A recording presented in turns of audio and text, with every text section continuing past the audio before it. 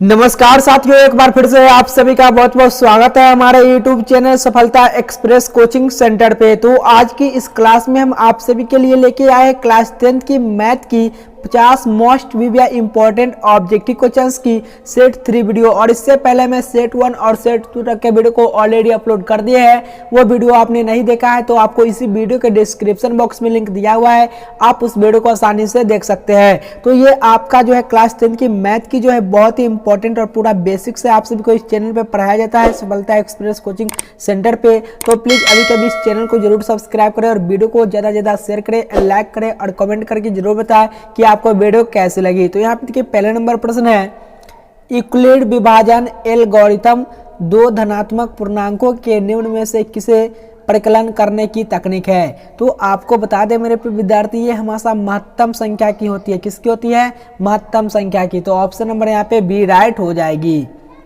चलिए दूसरी के बाद नेक्स्ट यानी कि तीसरी नंबर बहुत ही इंपॉर्टेंट प्रश्न है ये तीसरी नंबर। वृत्ताकार पथ पर धावक एक ही स्थान से दौड़ना प्रारंभ करते हैं जो एक चक्कर लगाने में क्रमशः 3 घंटे 4 घंटे 8 घंटे समय लगता है। तीनों को प्रस्थान बिंदु में मिलने लगा समय कितना होगा। तो यहाँ पे देखिए वृत्ताकार पथ पर जो है 3 धावक है और तीनों कौन कौन है। तो पहला है 3, उसके बाद है 4, उसके बाद है 8। और ये 3, 4, 8 का क्या ले लेना है? आपका एलसीएम ले लेना है। तो देखिए यहाँ पे एलसीएम लेते हैं, 2 से लगाएंगे। यहाँ पे 3 का 3 होगा, 2 दूनी कितना होता है 4, 2 चौक कितना होता है 8। फिर आपको 2 से लगाना पड़ेगा तो हो जाएगा 2, 3 का 3, 2 एकम का 2, 2 दूनी कितना हो जाएगा 4। और भी कोई संख्या कटने वाली है? नहीं कटने वाली है। तो क्या करना है, देखिए 2 में 2 से गुना करेंगे तो 2 दूनी 4, 4 ते 12, 12 दूनी कितना होता है 24। तो यहाँ पे राइट आंसर की बात करें तो ऑप्शन नंबर यहाँ पे डी हो जाएगा 24 घंटे। दूसरी के बाद नेक्स्ट यानी कि तीसरे नंबर प्रश्न को देखिए। तीसरी नंबर प्रश्न में कहा गया है निम्न में कौन सा प्रमेय है, इनमें से जो है कौन सा प्रमेय संख्या है।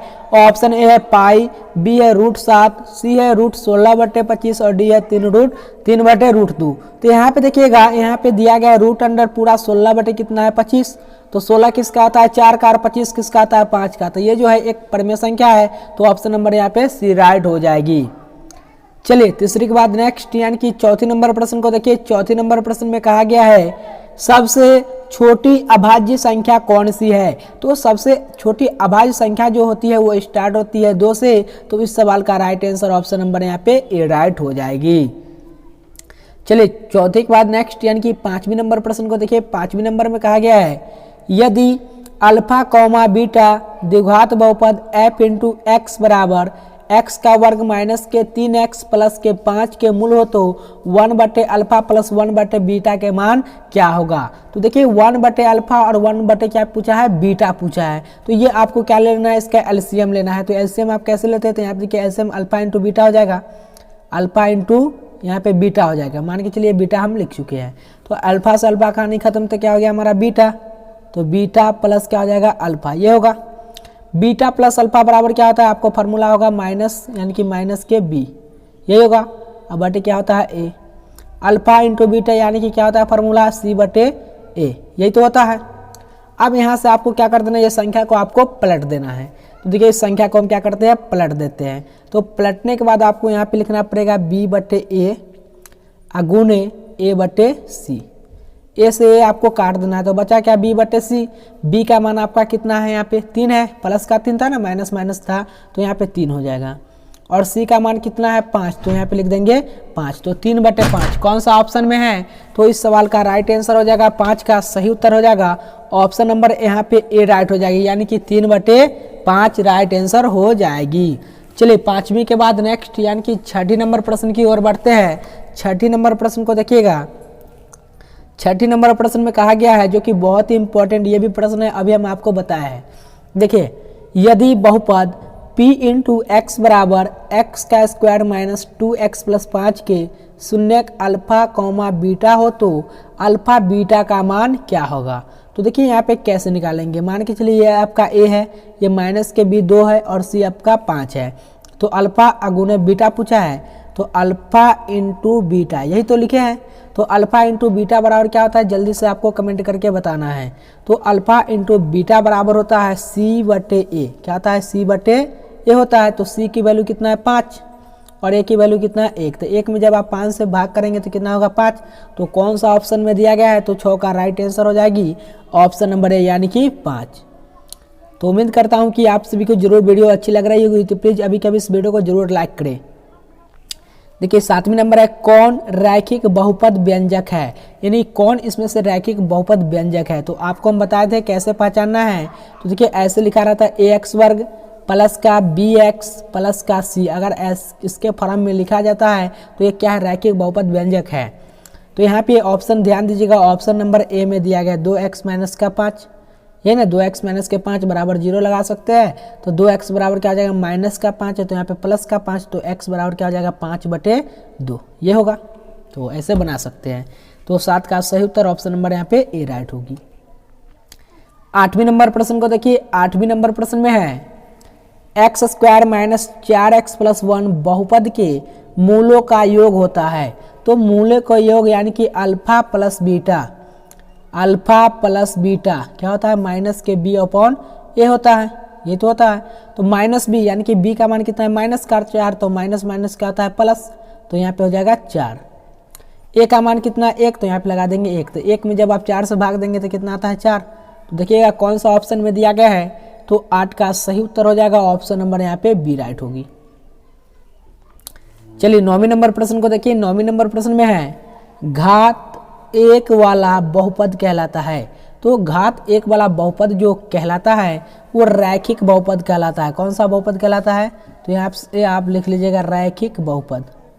तो इसका आंसर क्या आ जाएगा, ऑप्शन नंबर यहाँ पे सी राइट होगी। चलिए 10वें नंबर प्रश्न को समझिएगा, जो कि बहुत ही इंपॉर्टेंट प्रश्न है ये भी। देखिए 10वें नंबर है के किस मान के लिए समीकरण x प्लस 2y बराबर के 7 तथा 2x प्लस ky बराबर 14 का संपाती होगा। तो संपाती को पकड़ने के लिए आपको यहाँ पे देखिए कौन कौन सा समीकरण दिया गया है। तो समीकरण 1 आप लिख लीजिएगा x प्लस के 2y बराबर कितना है 7। समीकरण 2 है 2x प्लस का क्या हो जाएगा ky बराबर कितना दिया हुआ है 14। अगर इस तरह संपाती वाला प्रश्न दिया रहता है तो कैसे बनाते हैं आप सभी को मालूम होगा। तो देखिए बनाते हैं हम इसको, तो ऐसे बनाते होंगे a1/a2 बराबर b1/b2 बराबर c1/c2, इतना आपको लिख लेना है। तो a1 और a2 b1 तो ये हो गया b2, c1 ये हो गया आपका c2।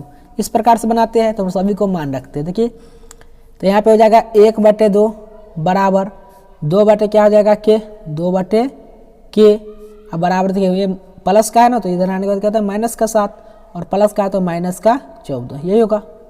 अब यहाँ से आपको क्या कर देना है, काट देना है। तो 7 कम 7, 7 दूनी कितना आता है 14। तो इसका मान कितना आया, तो इसका मान आया है 1/2 बराबर 2/k बराबर 1/2। देखिए इधर भी 2 इधर भी 1/2 है, तो किसी एक तरफ का लेंगे तो 1 कितना होगा 2 बराबर 2/k, और k बराबर 2 में 2 से गुना कर दीजिए, तो 2 में 2 से गुना करेंगे तो 4 आ गया। तो देखिए कौन सा ऑप्शन में 4 दिया गया है, तो ऑप्शन नंबर यहाँ पे सी में दिया गया है 4, तो 4 क्या हो जाएगी राइट आंसर हो जाएगी। चलिए 10वीं के बाद नेक्स्ट यानी कि 11वें नंबर प्रश्न की ओर बढ़ते हैं। 11वें नंबर प्रश्न देखिएगा, 11वें नंबर है एक रैखिक समीकरण का घात होता है। तो किसी भी रैखिक समीकरण हो तो उसका घात जो होता है एक रैखिक समीकरण की हमेशा क्या होती है, 1 होती है। तो ऑप्शन नंबर यहाँ पे सी राइट हो जाएगी। चलिए 12वें नंबर प्रश्न, आप सभी को ये पहचानने आता है या नहीं आता है। जो भी स्टूडेंट अभी हमारे साथ लाइव में जुड़े हुए हैं और बिल्कुल आसानी से देख रहे हैं आप हमारे यूट्यूब चैनल सफलता एक्सप्रेस कोचिंग सेंटर को, तो ये 100% आपको हम आशा दिला सकता हूँ कि जितना आसान तरीका से हम आपको बता रहे हैं उसी तरीका से आपको एग्जाम में भी सॉल्व करना है, क्योंकि आपको एग्जाम में 45 मिनट का ऑब्जेक्टिव के लिए समय दिया जाएगा और 45 मिनट के अंदर में आपको कुल 50 प्रश्न को कवर करना। तो कैसे करना है ये तो आप हमारे चैनल से सीख सकते हैं, यानी कि पोलू कुमार इंग्लिश क्लासेज हमारे एक चैनल है। प्लीज़ वो चैनल हैक हो गया है, तो इसलिए आप हमारे सफलता एक्सप्रेस कोचिंग सेंटर पर आसानी से पढ़ सकते हैं। तो देखिए 12वीं नंबर है द्विघात समीकरण को पहचाने। इनमें से द्विघात समीकरण कैसे पहचानते हैं अभी हम आपको बताए थे। देखिए द्विघात समीकरण को आपको ऐसे पहचानना है, ax वर्ग प्लस bx प्लस के c बराबर 0। अगर इसके फॉर्म में लिखा जाए कोई भी संख्या प्लस में हो तो वो हमारा क्या कहलाती है, द्विघात समीकरण कहलाती है। तो देखिए ऑप्शन में आपको मिल गया यहाँ पे X square plus B X plus के सी के रूप में मिल गया बराबर 0। तो ये जो है कि द्विघात समीकरण है। तो इस सवाल का राइट आंसर ऑप्शन नंबर यहाँ पे will be the right answer B हो जाएगी। 12वीं के बाद नेक्स्ट यानी कि 13वीं नंबर प्रश्न को देखिए। 13वीं नंबर प्रश्न में है, यहाँ पे देखिए ध्यान से देखिएगा, बिल्कुल बेसिक से अभी हम आपको इस प्रश्न को सॉल्व करवाएंगे। देखिए दिए गए द्विघात समीकरण के हल समुच्चय क्या होंगे, समीकरण आपको बताना है। तो कैसे बनाना है, देखिए 3x माइनस के 4 है ना, और 4x माइनस कितना है 5 है, यही तो दिया हुआ है। तो आपको क्या कर देना है, 3x माइनस के 1 बराबर 0 और 4x माइनस के 5 बराबर क्या लगा देना है 0, इतना आपको कर देना है। तो देखिए 3x माइनस 1 बराबर 0 और 4x माइनस 5 बराबर 0। अब x को अकेला करेंगे तो x बराबर 0 इधर आएगा, तो माइनस का 1 इधर आने के बाद प्लस का 1, यानी कि x का मान कितना आ गया 1/3। अब अगला देखिएगा 4x माइनस 5 बराबर 0, इसमें से x निकालेंगे तो x बराबर 0 इधर आएगा, तो माइनस का 5 है तो इधर आने के बाद प्लस का 5 और गुना x के साथ 4 है तो यहाँ पे बटे में 4 आ जाएगा। तो देखिए कौन सा ऑप्शन में 1/3 और 5/4 कौन सा ऑप्शन में है, तो ऑप्शन नंबर यहाँ पे ए में दिया गया। तो ए क्या हो जाएगी, राइट आंसर हो जाएगी 1/3, 5/4, यही तो आया था। इस प्रकार से आप सॉल्व कर सकते हैं। चलिए 13वीं के बाद नेक्स्ट यानी कि 16वीं नंबर प्रश्न को देखिए। 16वीं नंबर है, द्विघात समीकरण ax वर्ग प्लस bx प्लस सी बराबर 0 के विभक्त कर 0 के बराबर हो तो इसके दोनों मूल्य किस प्रकार के होंगे। तो आपको याद होगा द्विघात समीकरण क्या है, तो ax वर्ग प्लस bx प्लस का क्या है दिया हुआ है c बराबर क्या दिया हुआ है 0, यही तो दिया हुआ है। तो जब ये दिया है तो आप सब यहाँ पे लिख दीजिएगा समान मूल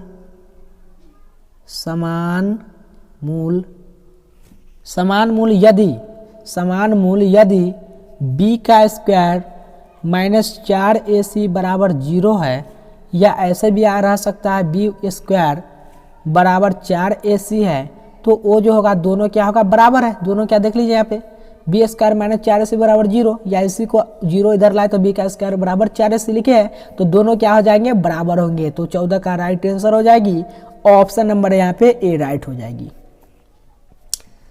14वीं के बाद नेक्स्ट यानी कि 15वीं नंबर प्रश्न को देखिए। 15वीं नंबर प्रश्न में है, यदि समीकरण x square plus 4x plus m बराबर 0 के मूल वास्तविक और असमान हो तो के लिए कौन सही है। तो देखिए कौन सा सही है, ऑप्शन है m बराबर 4, m छोटा है 4 से, m बड़ा है 4 से और di इनमें से कोई नहीं है।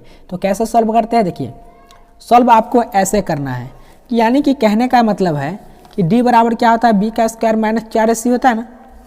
तो d बराबर आपको लिख देना है, d बराबर b का स्क्वायर माइनस 4ac बड़ा है किससे 0 से। इतना आपको ये फार्मूला आपको मूल वास्तविक और असमान के लिए लगाना है।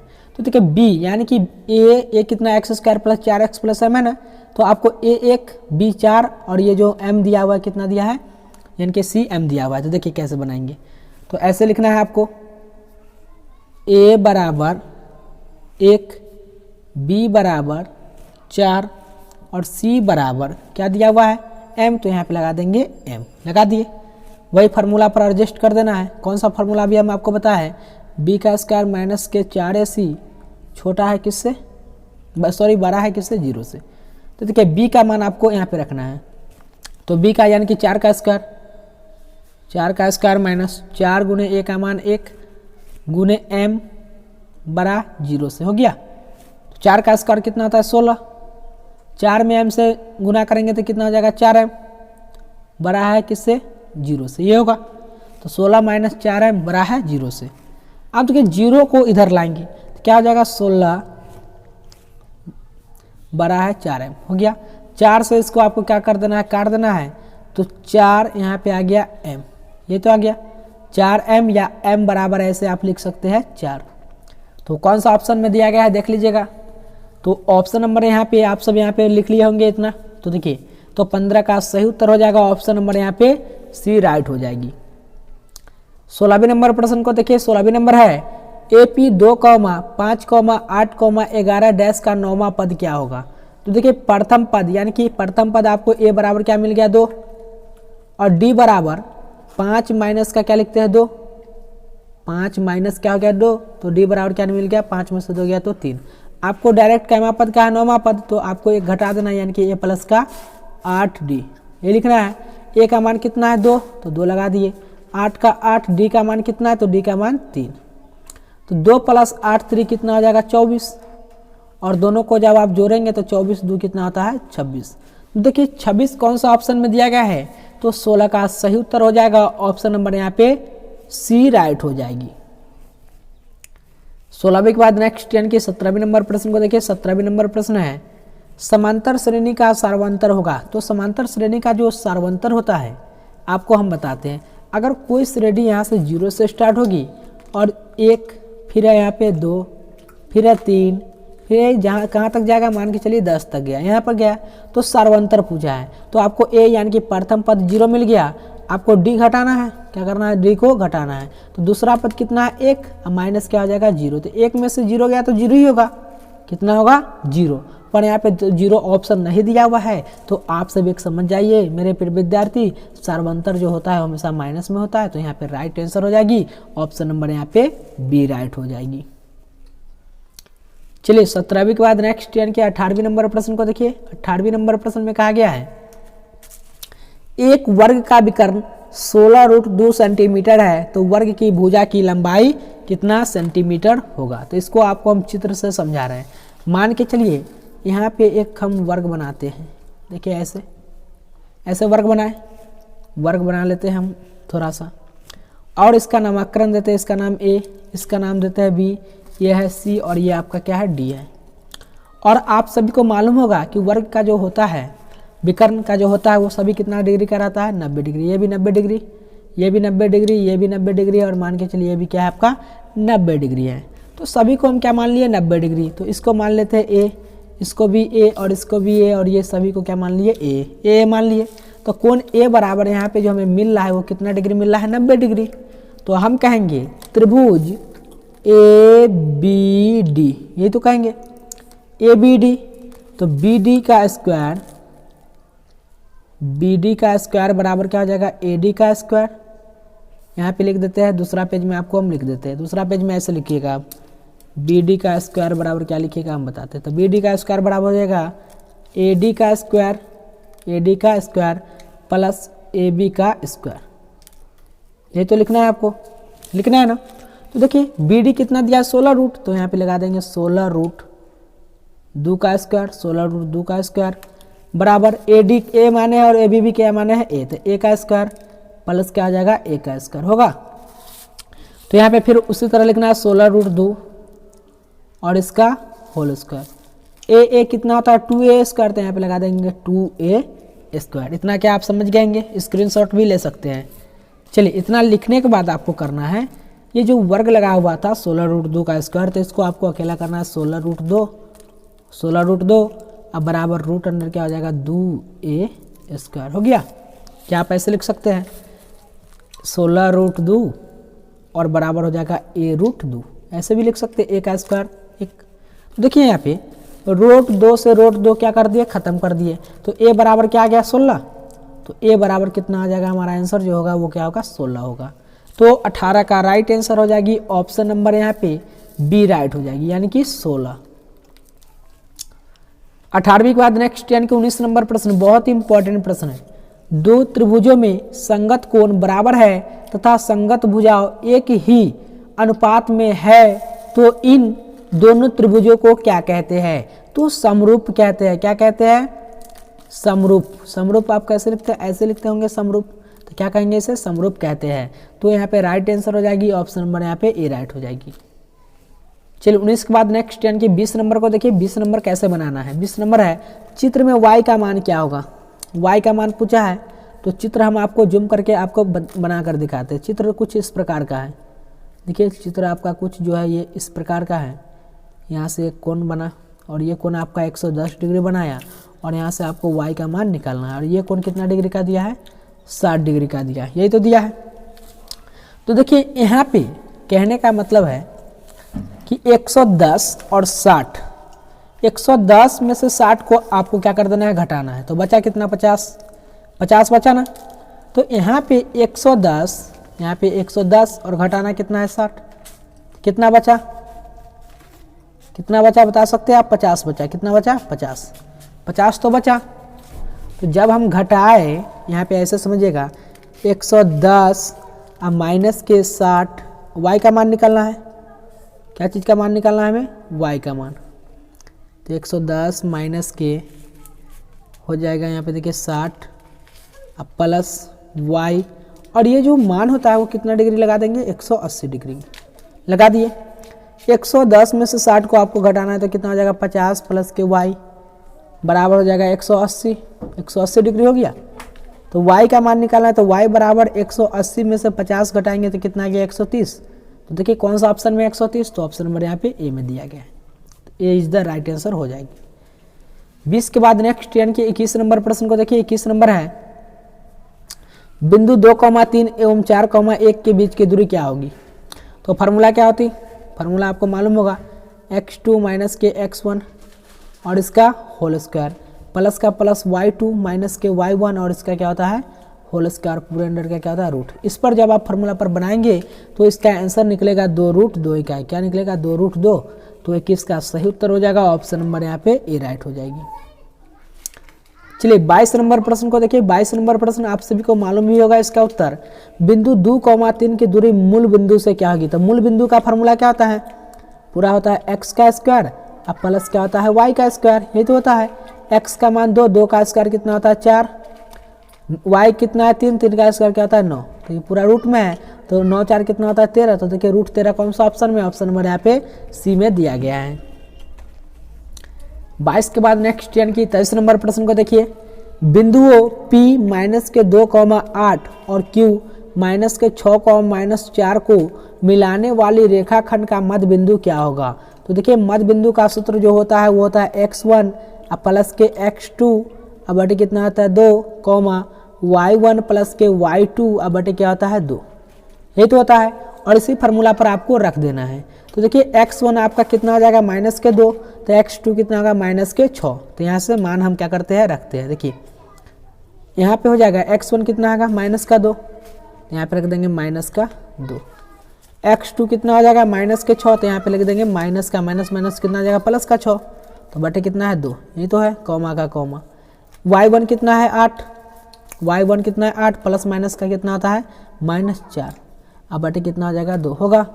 6 में से 2 गया था यानी कि 4, 4 बटे कितना हो जाएगा 2। देखिए 4 बटे 2 यहाँ पे लिख देते 4 बटे 2 कॉमा 8 में 4 गया था 4 बटे 2। यही तो होगा माइनस माइनस प्लस। तो यहाँ पे जो होगा 2 चौक कितना होता है 8 और 2 दूनी कितना होता है 4, तो 4 कॉमा माइनस के 2। तो देखिए ऑप्शन नंबर यहाँ पे बी में दिया गया है माइनस के 4 कॉमा 2। यही हमारा क्या होगा, आंसर होगा। तो इसके बाद नेक्स्ट यानी कि 24 नंबर को देखिए। कार्तीय तल में स्थिति किसी बिंदु 6,4 की कोटि का मान क्या होगा। तो कोटि का मान बताया, तो कोटि का जो मान होता है वो हमारी देखिए मान के चलिए ऐसे कुछ बना रहता है, यहाँ पे इसमें भरा हुआ है, इसमें 6 है मान के चलिए इसमें। तो कोटि का मान पूछा, कोटि ये खाली है, तो हमारा आंसर किस में आ जाएगा 4 में। तो ऑप्शन नंबर यहाँ पे बी राइट हो जाएगी। चलिए 25 नंबर प्रश्न को देखिए। फिर वही प्रश्न जो अभी हम फार्मूला बताए हैं उसी फार्मूला पर आपको क्या कर देना है, सॉल्व करना है। तो सॉल्व करने के बाद आपका उत्तर 4 प्राप्त होगा। चलिए अगले नंबर प्रश्न को देखिए। अगले नंबर यहाँ पे 25 के बाद नेक्स्ट यानी कि 26 नंबर, ये तो आपका फार्मूला है। देखिए 1 प्लस कॉट स्क्वायर थीटा का मान क्या होता है। तो 1 प्लस कॉट स्क्वायर थीटा यानी कि कोसेक स्क्वायर थीटा क्या होता है, कोसेक स्क्वायर थीटा। तो ऑप्शन नंबर यहाँ पे बी राइट होगी। 27 नंबर जो कि बहुत ही इंपॉर्टेंट प्रश्न है, ये 27 नंबर बार बार प्रश्न को पूछा जाता है। 1/√3 जो 1/√3 होता है ये किसका मान होता है। तो tan 30 का मान कितना होता है 1/√3। तो ऑप्शन नंबर यहाँ पे डी राइट होगी। 28 नंबर प्रश्न को देखिए। 28 नंबर प्रश्न है, यदि 3 थीटा, यहाँ पे देखिए दिया गया है यदि 3 थीटा बराबर 90 डिग्री, तो cos थीटा का पूछा है। तो थीटा के पहले मालूम होनी चाहिए था, 3 से कितना मर कट गया 30 मरतबे, तो थीटा बराबर कितना आ गया आपका 30 डिग्री। किसका मान पूछा है, cos का, cos थीटा। तो cos का cos और थीटा की जगह क्या लगा देंगे 30 डिग्री लगा दिए। तो cos 30 का मान कितना होता है √3/2। तो तो यहाँ पे लगा देंगे √3/2, ऑप्शन नंबर यहाँ पे बी राइट होगी। 29 नंबर प्रश्न को देखिए। 29 नंबर है 1 + tan² थीटा का मान क्या होता है। तो 1 + tan² थीटा यानी कि sec² थीटा, ये तो आपका फॉर्मूला है, याद कर लीजिएगा, ऑप्शन ए हो जाएगी। 29 के बाद नेक्स्ट यानी कि 30 नंबर देखिए 1/√3 किसका मान है। ये जो मान है 1/√3 किसका मान है, तो सभी को आपको ऑप्शन पे ध्यान देना है। ऑप्शन है sin π/6, तो पाई का मान 180 रखिएगा, तो 180 बचे कितना 6, तो 6 यानी कि sin 30 का मान तो 1/2 होता है, होगा नहीं, और ये भी नहीं होगा। ऑप्शन डी को देखिए ये भी नहीं होगा, तो ऑप्शन नंबर क्या बचा, सी बचा। कैसे बचा देखिए, tan लगा हुआ ना, तो tan लगा, पाई की जगह क्या लगा देंगे 180 अब बटे 3। तो यहाँ पे देखिए यहाँ पे 3 कितना नंबर कर रही है, 3 6 18, तो tan 60 आ गया। तो tan 60 का मान कितना होता है आप सभी को मालूम है। tan 60 का जो मान होता है, सॉरी यहाँ पे 3 दिया है, तो 3 6 कितना 18, तो tan 60 का मान कितना होता है जल्दी से आपको कमेंट करके बताना है। तो tan 30 होना चाहिए, जल्दी से आप कमेंट कीजिए इसका आंसर क्या होगा। तो ये आंसर आपको वीडियो के कमेंट बॉक्स में बताना है। 1/√3 किसका मान है, ऑप्शन यहाँ पे ध्यान देके। चलिए तो 30 के बाद नेक्स्ट यानी कि 31 नंबर को देखिए। 31 नंबर है कौन सा यंत्र है जो त्रिकोणमिति के नियमों पर आधारित नहीं है। तो ऐसा कौन सा यंत्र है जो त्रिकोणमिति के नियमों पर आधारित नहीं है। ऑप्शन है माइक्रोस्कोप, बी है संयुक्त माइक्रोस्कोप, सी है घूर्णी टेलीस्कोप और डी है साधारण सूक्ष्मदर्शी स्कोप। तो 31 का सही उत्तर ऑप्शन नंबर यहाँ पे सी राइट हो जाएगा, घूर्णी टेलीस्कोप। 32 नंबर प्रश्न को देखिए। 32 नंबर प्रश्न ध्यान से देखिएगा। 32 नंबर में है वृत्त का केंद्र O है, बिंदु P से खींची गई 2 स्पर्श रेखाएं PA और PB एक दूसरे से 80 डिग्री के कोण पर झुकी है, तो कोण PQA का मान क्या होगा। चलिए हम चित्र के अनुसार आपको सबसे पहले समझाते हैं। मान के चलिए ये हमारा क्या है, वृत्त है, और वृत्त पर 2 स्पर्श रेखा खींची गई, एक इधर से भी और एक इधर से भी खींची गई है। चलिए इसको हम बनाते हैं। यहाँ से मान के चलिए हमारा क्या है, वृत्त ये 2 स्पर्श रेखा खींची गई है। यहाँ से वृत्त का केंद्र है और इसके केंद्र से ये यहाँ पे एक कोण बनाता है। ये अगर ये 40 बनाता होगा तो ये भी कितना बनाता होगा, 40 डिग्री। तो इसका नाम देते हैं ए और इसका नाम देते हैं बी और इसका नाम लगाते हैं पी और इसका नाम रख देते हैं क्या चीज, क्यू। ये तो मान रख कहा है कि यहाँ पे कोण जो है वो 80 डिग्री है। कितना डिग्री है, 80 डिग्री, यही तो है। और ये भी कोण कितना है, 80 डिग्री। तो कैसे बनाना है देखिए, तो यहाँ पे आपको लिखना पड़ेगा कोण P प्लस कोण A प्लस कोण Q बराबर कितना हो जाएगा, 180 डिग्री। कोण P और कोण A कितना है, तो ये हमारा दिया है 40 डिग्री और वो जो कोण बना रहा था कितना डिग्री का, 90 डिग्री का, ये ना, प्लस कोण Q बराबर 180 डिग्री। 90 40 कितना होता है, 9 4 13 130, तो कोण Q बराबर 180 माइनस के कितना हो जाएगा 130, तो कोण Q बराबर कितना आ गया 50, तो 50 डिग्री।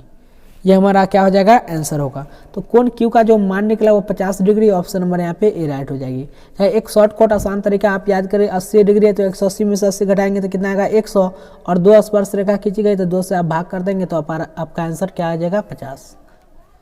चलिए 32 के बाद नेक्स्ट यानी कि 33 नंबर को देखिए। बिंदु Q से किसी वृत्त को स्पर्श रेखा की लंबाई 24 सेंटीमीटर है और केंद्र से Q की दूरी 25 सेंटीमीटर है, तो वृत्त की त्रिज्या क्या होगी। देखिए ये एक छोटा सा क्या है, वृत्त है, और वृत्त की Q से ये मान के चलिए ये स्पर्श रेखा करती है और ये आपका है 24 सेंटीमीटर और ये दूरी जो है ये कितना सेंटीमीटर है, 25 सेंटीमीटर। तो जब 2 भुजा दिया रहे तो तीसरा भुजा जो हम निकालते हैं पाइथागोरस पर निकालते हैं। तो कहने का मतलब 25 का स्क्वायर माइनस के 24 का स्क्वायर, ये होगा 25 का स्क्वायर 625 माइनस के 24 का स्क्वायर 576। 625 में से 576 घटाएंगे तो 49 और ये रूट में रहेगा, और 49 किसका आता है, 7 का, तो 7 कौन सा ऑप्शन में, ऑप्शन नंबर यहाँ पे ए, तो ए क्या हो जाएगा, राइट आंसर हो जाएगा। तो 33 के बाद नेक्स्ट यानी कि 34 नंबर प्रश्न की ओर बढ़ते हैं। 34 नंबर प्रश्न में है किसी वृत्त के बाह्य बिंदु P से 2 स्पर्श रेखाएं PA एवं PB खींची गई है। यदि PA बराबर 8 सेंटीमीटर तो PB की लंबाई होगी। तो कोई वृत्त है जो बाह्य बिंदु से P 2 स्पर्श रेखा करती है, PA और PB खींची गई है, तो यदि PA बराबर कितना सेंटीमीटर होनी चाहिए, 8 सेंटीमीटर, तो PB की लंबाई हमें बताना है। देखिए हम आपको बता देते हैं कि बाहें बिंदु से वृत्त पर जो खींची गई दो स्पर्श रेखा होती है, ऐसे आपका चित्र होगा। चित्र कैसे होगा, ऐसे बना लीजिए आपका चित्र, इसका नाम ए और इसका नाम बी और इसका नाम दे दीजिए आगा पी, यही तो है। तो दो बाहें बिंदु से वृत्त पर खींची गई दो स्पर्श रेखा की लंबाई जो होती है वो समान होती है। क्या होती है, समान। कहने का मतलब अगर ये जो हमारा पी ए 8 सेंटीमीटर है तो पी बी भी कितना हो जाएगी, 7 सेंटीमीटर होगा। तो हम यहाँ पे लिख देंगे पी ए बराबर पी बी, पी ए बराबर पी बी। पी ए बराबर कितना है, 8 सेंटीमीटर, 8 सेंटीमीटर, तो पी बी कितना भी होगी तो वो भी हमारा कितना होगी, 8 सेंटीमीटर। तो इस सवाल का राइट आंसर हो जाएगी ऑप्शन नंबर यहाँ पे डी राइट हो जाएगी। 34 के बाद नेक्स्ट यानी कि 35 नंबर को देखिए। 35 नंबर है, निम्न में से कौन वृत्त के क्षेत्रफल का सूत्र है। तो वृत्त का क्षेत्रफल पाई आर स्क्वायर, ऑप्शन नंबर यहाँ पे सी राइट हो जाएगी। 35 के बाद नेक्स्ट यानी कि 36 नंबर देखिए, कौन थीटा वाले त्रिज्यखंड का क्षेत्रफल होगा यदि त्रिज्या आर है। तो त्रिज्यखंड का क्षेत्रफल क्या होता है, आप सभी को मालूम होगा, थीटा बटे 360 गुने क्या होता है, पाई आर स्क्वायर, ये नहीं होगा अगर आर है तो ऑप्शन नंबर यहाँ पे क्या हो जाएगा, यहाँ पे राइट आंसर हो जाएगी ऑप्शन नंबर यहाँ पे डी राइट हो जाएगी। तो D is the right answer होगी। 36 के बाद नेक्स्ट यानी कि 37 नंबर को देखिए, एक त्रिज्या खंड के अंदर बने त्रिभुज के क्षेत्रफलों का मान क्या होगा जबकि वृत्त की त्रिज्या और केंद्रीय कोण थीटा है। तो इसका दो चीज होता है, तो एक होता है 1/2 आर का स्क्वायर और साइन थीटा, यही तो होगा। तो कौन सा ऑप्शन में है, तो ऑप्शन नंबर ए में दिया गया, तो ए इज द राइट आंसर होगी। चलिए 37 के बाद नेक्स्ट यानी कि 38 नंबर देखिए, त्रिज्या खंड की चाप की लंबाई है जबकि त्रिज्या खंड कोण 8 और त्रिज्या कितनी है, आर है। तो यहाँ पे देखिएगा, आपको हम बता दें मेरे विद्यार्थी, यहाँ पे जो ये गलत से टाइपिंग हो चुका है तो इसके लिए हम आपको माफी चाहते हैं। तो ये जो चाप की लंबाई जो होती है वो होती है थीटा बटे 360 गुने 2 पाई आर। ये क्या हो जाएगा हमारा right answer, option C right होगी। चलिए 38 के बाद नेक्स्ट यानी कि 39 नंबर प्रश्न की ओर बढ़ते हैं। 39 नंबर प्रश्न में है, किसी वृत्त की त्रिज्या के गुनी कर दी जाए तो पुराने और नए वृत्तों के क्षेत्रफलों के अनुपात निम्नलिखित में से कौन सा होगा। तो देखिएगा मेरे विद्यार्थी कैसे बनाना है। तो 39 नंबर प्रश्न को आपको कुछ भी नहीं करना है, आपको यहाँ पे जो मान लेना है वो वृत्त का क्षेत्रफल और यहाँ पे किसका क्षेत्रफल मान लेना है, तो पुराने और नए वृत्त का, यही दोनों का मानना है। तो मान के चलिए पुराने वृत्त का क्षेत्रफल अगर हम पाई आर स्क्वायर कर दे और उसमें क्या कर दे गुनी के गुनी, तो पाई इंटू क्या हो जाएगा, पाई आर स्क्वायर, यहाँ पे के हो जाएगा, क्या हो जाएगा के। तो पाई आर से पाई आर यानी कि 1 बटे क्या बचा के, और के में जब स्क्वायर से गुना करेंगे तो 1 बटे क्या हो जाएगा के स्क्वायर, तो यहाँ पे हो जाएगा 1 अनुपात के स्क्वायर। 40 नंबर प्रश्न को देखिए। 40 नंबर तो चुटकियों में आप सॉल्व कर सकते हैं। एक शंकु की ऊंचाई 24 सेंटीमीटर, आधार की त्रिज्या 6 सेंटीमीटर है, तो शंकु का आयतन क्या होगा।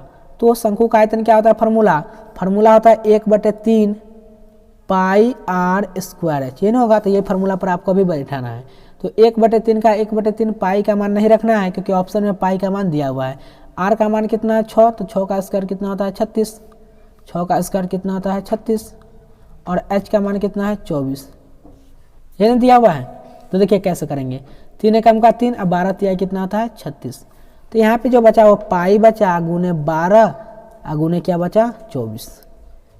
तो 24 दूनी कितना होता है 48 के 8, 24 कम के 24, 24 4 कितना होता है 28, तो 228 और लास्ट में पाई लगा देंगे। तो 288 पाई कौन सा ऑप्शन में है, तो देखिएगा ऑप्शन नंबर यहाँ पे ए में दिया गया है, तो ए इज द राइट आंसर हो जाएगी।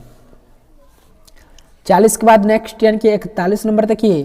3.5 सेंटीमीटर त्रिज्या वाले अर्धगोले के वक्र पृष्ठों का क्षेत्रफल क्या होगा।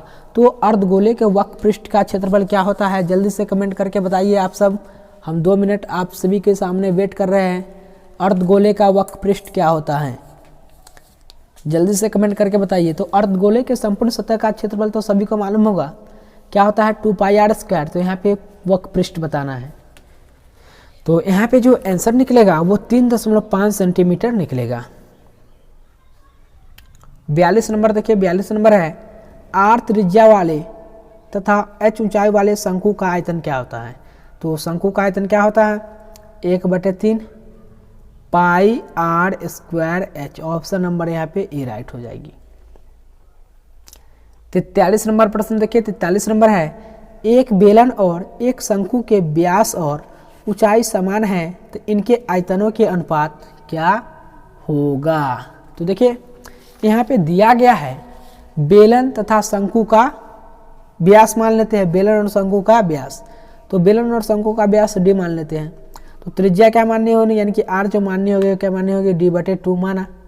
तो बेलन का आयतन निकालना है और क्या चीज़ का, शंकु का आयतन। तो बेलन का आयतन क्या होता है, πr²h, πr²h। और शंकु का आयतन क्या होता है, 1/3 πr²h। यही होगा, πr²h से πr²h यहाँ पे 1 आया तो 1/1/3 ही ना आया, तो 3 ऊपर पलट जाएगी। तो यहाँ पे आ जाएगा 3/1 गुने 1। तो 3 में 1 से गुना करेंगे तो 3 अनुपात क्या हो जाएगा 1। तो कौन सा ऑप्शन में है, तो ऑप्शन नंबर यहाँ पे बी में दिया गया है। तो B is the right answer होगी। 44 नंबर प्रश्न को देखिए, 2, 5, 7, 3, 3, 6 का बहुलक क्या होगा। ये सभी का बहुलक बताना है। तो जो संख्या जितनी बार लिखी जाती है वही हमारा बहुलक कहलाता है। तो 2 लिखा हुआ है, 5 लिखा हुआ है, 7 लिखा हुआ है, 3, 3, 6। तो 3 लगातार बार आया तो 3 हमारा क्या हो जाएगा, राइट आंसर बहुलक होगा। तो ऑप्शन नंबर यहाँ पे बी राइट होगी। 45 नंबर प्रश्न देखिए, 3, 5, 2, 5, 7, 8, 5 का बहुलक क्या होगा। तो जल्दी से आप सब बताइए क्या होगा आंसर। तो देखिए सभी स्टूडेंट बता रहे हैं आंसर। तो आंसर जो हो जाएगा यहाँ पे देखिए, ये 5 लगातार हमें दिखाई दे रहा है, यहाँ से 5 निकाल लीजिएगा तो 5 क्या हो जाएगा, हमारा आंसर हो जाएगा। 46 नंबर प्रश्न को देखिए, 46 नंबर है 3, 4, 7, 2, 7, 6, 7, 9 का बहुलक। तो इसमें भी आपको बताना है कौन सा ज़्यादा बार लिखा गया है। तो 7 ज़्यादा बार लिखा गया है, तो ऑप्शन नंबर यहाँ पे सी राइट होगी। 47 नंबर प्रश्न को देखिए, संचयी बारंबारता का वक्र कहलाती है। तो संचयी बारंबारता का जो वक्र कहलाती है वो त्वरण कहलाती है। क्या कहलाती है, त्वरण। तो ऑप्शन नंबर यहाँ पे क्या आ जाएगी, ए राइट आंसर हो जाएगी। चलिए 47 के बाद नेक्स्ट यानी कि 48 नंबर प्रश्न को देखिए। 48 नंबर है, किस घटना की प्रायिकता नहीं होती है। तो हमेशा जो ऋणात्मक में होती है यानी कि -1 में जो होती है उसकी प्रायिकता जो है वो कभी नहीं होती है। तो ऑप्शन नंबर यहाँ पे क्या आ जाएगा, डी राइट आंसर हो जाएगी। 49 नंबर प्रश्न को देखिए। 49 नंबर है, किसी घटना की प्रायिकता नहीं होती है। तो क्या आंसर आप बता सकते हैं। तो अभी हम 2 मिनट पहले ही बताया कि किसी भी संख्या में अगर माइनस यानी कि ऋणात्मक हो तो वो संख्या जो होती है वो प्रायिकता नहीं होती है। तो ऑप्शन नंबर यहाँ पे क्या हो जाएगी, राइट आंसर सी राइट हो जाएगी। चलिए 49 के बाद नेक्स्ट यानी कि 50 नंबर प्रश्न को देखिए। इस वीडियो के लास्ट नंबर प्रश्न को, किसी प्रयोग की सभी प्रारंभिक घटनाओं की प्रायिकता का योग क्या होता है। तो हमेशा कोई भी घटना यानी कि हमारा धनात्मक संख्या जो होती है उसकी जो प्रायिकता होती है वो हमेशा कितना होती है, 1 होती है, यानी कि +1 यानी कि धनात्मक होती है। तो B is the right answer हो जाएगी। तो आज की इस क्लास में जो प्रश्न देखे थे कुल 50 प्रश्न को कवर किए थे जो आपके मैट्रिक बोर्ड परीक्षा में 100% आने की संभावना है, क्योंकि इस वीडियो का लास्ट यानी कि तीसरी वीडियो है और आप सभी को कुल 5 वीडियो इस चैनल पे प्रोवाइड किया जाएगा मैथ का, और टोटली उसी के अंदर से आपका मैथ का प्रश्न जो है वो आने वाला है। तो इसीलिए अभी इस चैनल को जरूर सब्सक्राइब करें, Safalta express coaching centre by Polu sir के, क्योंकि आप सभी जानते हैं कि हमारा मैथ का ट्रिक बनाने का जो तरीका है कुछ अलग तरीका है। तो आप भी हमारे साथ जरूर जुड़े, क्योंकि पहले बार ये यूट्यूब चैनल पे आपको बहुत ही बेसिक तरीका से पढ़ाया जा रहा है ऑब्जेक्टिव की सॉल्यूशन। तो चलिए बिना टाइम पास न करते हुए हम आज की इस क्लास को समाप्त करते हैं।